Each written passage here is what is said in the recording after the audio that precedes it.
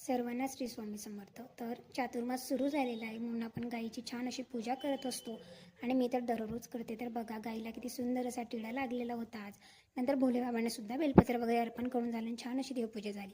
त्याच्यानंतर मला इडली सांबर बनवायचं होतं म्हणून इडली मी ठेवून दिलेली होती भांड्यामध्ये होण्यासाठी. तोपर्यंत सांबरची ती सर्व तयारी करून घेतली. एक छोटं कुकर घेतलं, याच्यामध्येच मी आधी डाळ वगैरे बनवून घेतली, डाळ काढून घेतली आणि त्याच्यामुळे पूर्ण गॅस हा खराब झालेला होता कारण कुकरच्या खूप पाणी बाहेर आलं होतं डाळीचं. त्याच्यानंतर तेल वगैरे टाकलं, जिरं मोहरीची फोडणी दिली आणि थोडंसं लसूण अद्रकची पेस्ट टाकली. त्याच्यामध्ये कांदा आणि टोमॅटो टाकून दिलं. लगेचच मीठ वगैरे टाकलं आणि छान असं लीड टाकून ठेवून होऊ दिलं, जेणेकरून मीठ जर टाकलं तर लवकर हा कांदा होतो आणि लीडमुळे सुद्धा लवकर वाफ येते.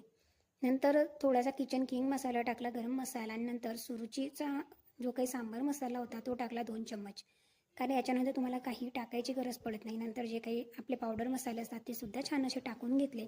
नंतर त्याच्यामध्ये मी 1 आलू आणि थोडेसे शेवग्याच्या शेंगासुद्धा वाफवून घेतलेल्या होत्या, त्यासुद्धा टाकून दिल्या. त्या मिक्स वगैरे करून घेतल्या. त्याच्यानंतर ही होती डाळ.